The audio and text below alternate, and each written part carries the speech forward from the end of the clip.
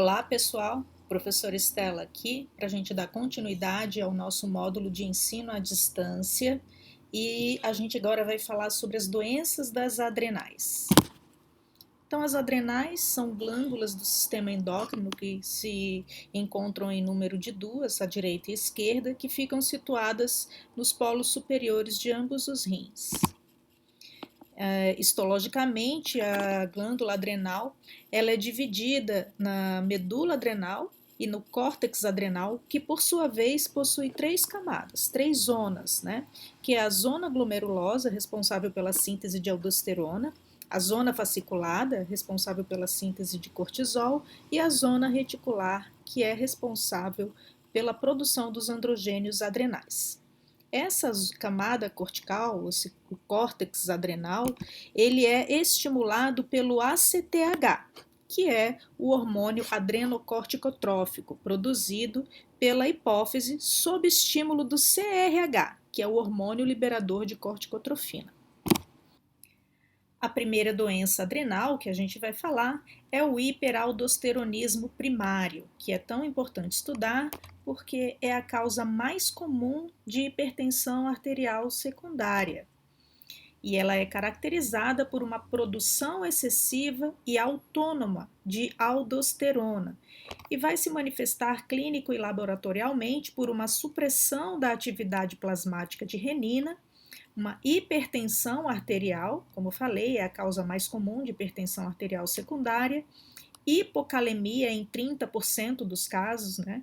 Não é em todos os casos que vai haver hipocalemia, apenas naquelas formas mais avançadas e onde há um nível de aldosterona mais elevado, e alcalose metabólica. O hiperaldosteronismo primário, na verdade, é responsável por 5 a 10% de todos os casos de hipertensão.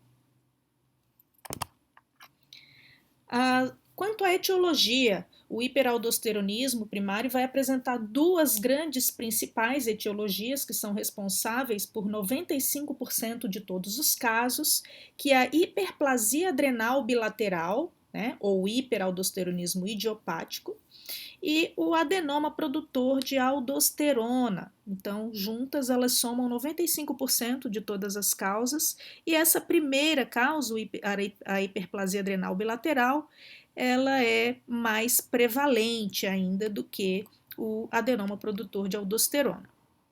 Esse adenoma, ele costuma medir menos de 3 centímetros, costuma ser unilateral, né?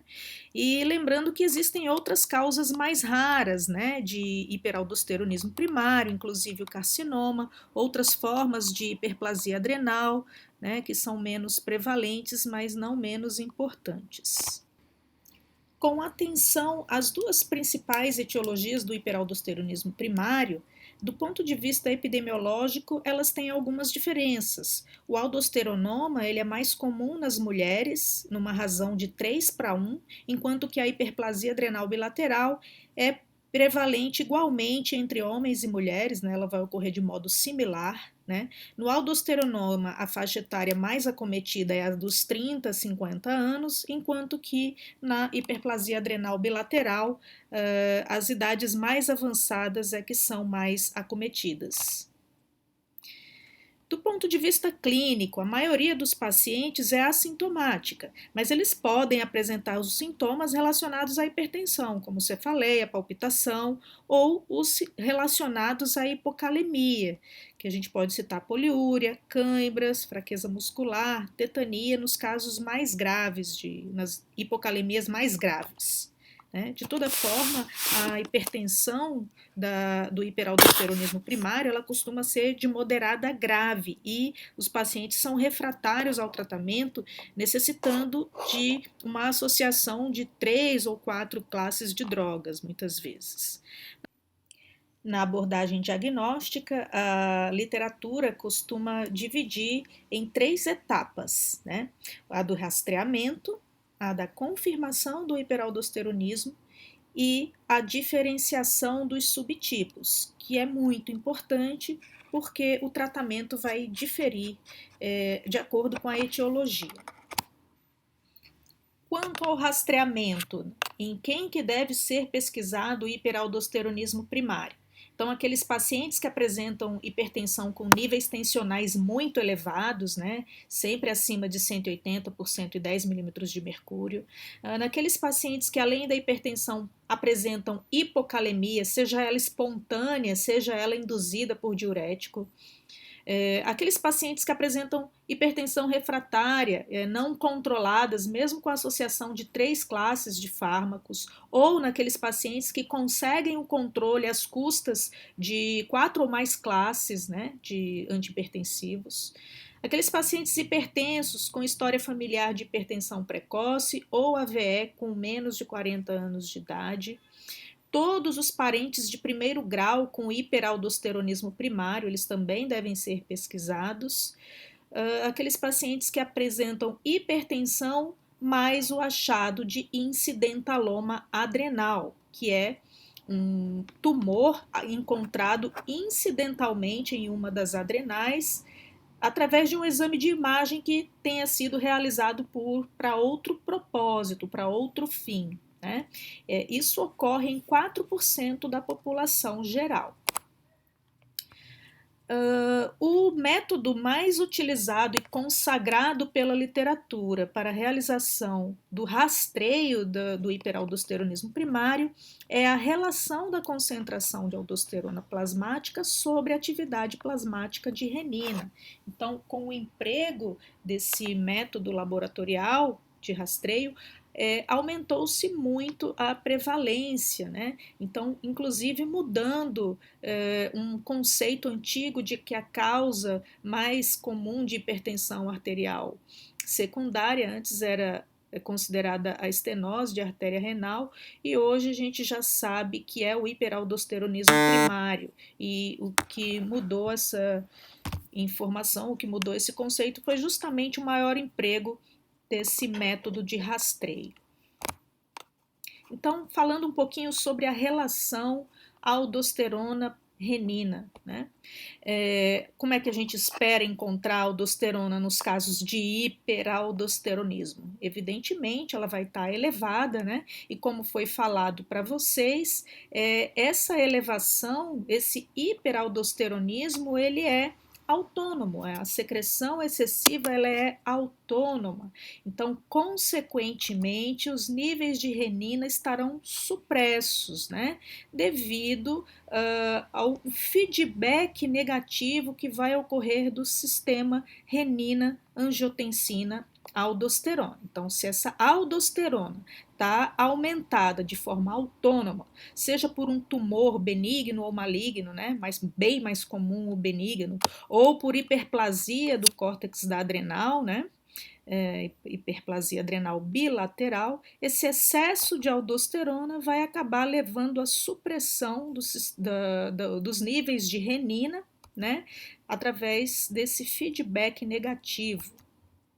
Então, a tradução laboratorial, né, vai ser uma redução na atividade plasmática de renina, uma concentração de aldosterona plasmática elevada, geralmente maior do que 12 nanogramas por decilitro, e uma relação aldosterona plasmática, atividade plasmática de renina elevada, maior do que 27. Nesse caso, é considerado provável o diagnóstico de hiperaldosteronismo primário, ok?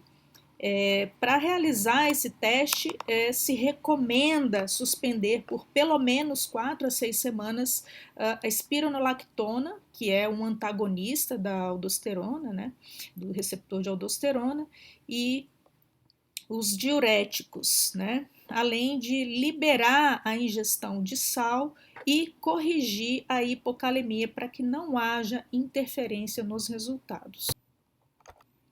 Os pacientes cujo diagnóstico provável é hiperaldosteronismo primário, eles devem ser encaminhados ao endocrinologista e a partir daí ele vai fazer a confirmação do hiperaldosteronismo, né?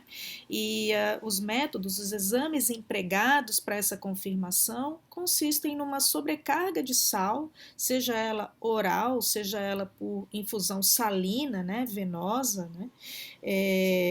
e para confirmar a autonomia da secreção da aldosterona, porque em situações fisiológicas, quando se dá uma sobrecarga de sódio, o que se espera é a redução dos níveis de aldosterona. Nos pacientes que têm uma secreção autônoma de aldosterona, portanto a patológica, né, não vai haver essa queda e os níveis de aldosterona plasmáticos ou na urina, onde quer que se pesquise, vão estar elevados. O teste do captopril também é uma modalidade, né, de confirmação do hiperaldosteronismo, onde se dá essa molécula que inibe a conversão inibe a enzima conversora de angiotensina e, consequentemente, reduz os níveis de angiotensina, que se esperaria reduzir os níveis de aldosterona, né, em situações fisiológicas. Em condições onde há autonomia da secreção, como no hiperaldosteronismo, os níveis de aldosterona permanecem elevados. Ainda é possível para o especialista fazer a diferenciação bioquímica entre os subtipos principais de hiperaldosteronismo primário. Isso pode ser feito através do teste da postura ereta, né, onde é feita a dosagem de aldosterona no paciente após uma noite deitado, né, numa noite de sono normal, e uma nova coleta 2 horas após ele assumir a postura ereta.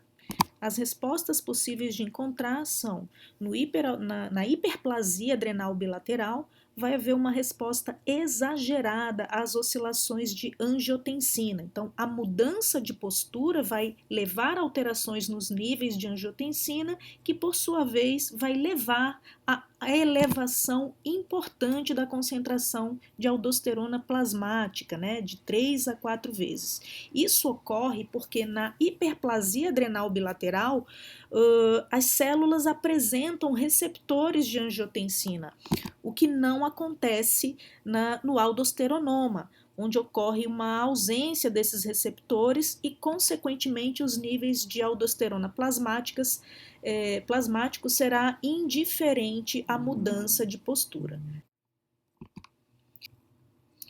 O próximo passo no diagnóstico é a localização do adenoma ou da fonte produtora de aldosterona, que é realizado através de exame de imagem. E o exame mais empregado, o exame de imagem mais empregado é a tomografia computadorizada, que só deve ser realizada após a confirmação bioquímica do hiperaldosteronismo. Isso para evitar a confusão com os incidentalomas adrenais, que são lesões não funcionantes, são tumores que não produzem nenhum hormônio, nenhum excesso de hormônio e, na grande maioria das vezes, lesões benignas, mas pode trazer confusão com um aldosteronoma em um paciente hipertenso onde se suspeite de hiperaldosteronismo primário. Então, primeiro fazer a confirmação bioquímica para depois fazer exame de imagem e juntar as informações para que se possa fazer um diagnóstico. Caso ainda haja alguma dúvida quanto à localização da lesão, pode ser feito o cateterismo das veias adrenais, com a dosagem de aldosterona, né, nas veias adrenais, para se diferenciar qual é o lado que ocorre excesso, direito ou esquerdo, né, para localizar a lesão, caso haja ainda alguma dúvida. Isso é mais indicado nos casos de lesões bilaterais, né, ou então naquelas lesões muito pequenas que não foram demonstradas à tomografia. E o tratamento vai depender da etiologia. Os aldosteronomas devem ser abordados cirurgicamente, né? Cirurgia adrenalectomia unilateral, claro que vai ser operado o lado da lesão, né? E na hiperplasia adrenocortical bilateral, é empregado o tratamento farmacológico, né? E o fármaco mais importante nesse tratamento é a espironolactona, por ser um antagonista do receptor de aldosterona, né? Ainda tem eplerenona, que não é disponível no Brasil, e também pode ser realizada a associação de outras classes de antihipertensivos, porque, como eu falei antes, é uma hipertensão de difícil controle. Então, outras classes podem ser utilizadas no controle pessoal. Então, pessoal, por enquanto era só isso. A gente vai se encontrar na segunda-feira para a gente poder tirar todas as dúvidas relacionadas a essa aula. Forte abraço.